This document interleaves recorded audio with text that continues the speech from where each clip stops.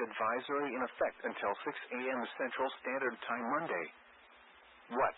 West winds 15 to 25 miles per hour with gusts up to 40 to 45 miles per hour.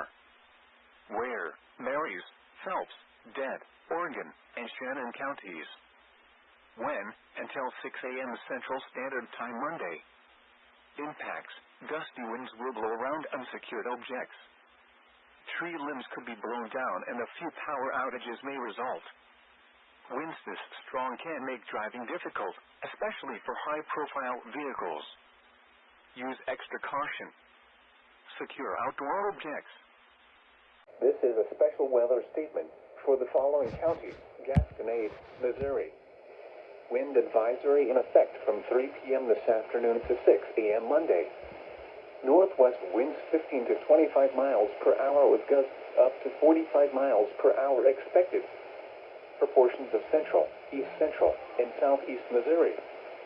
From 3 p.m. this afternoon to 6 a.m. Monday. Gusty winds will blow around unsecured objects. Tree limbs could be blown down and a few power outages may result.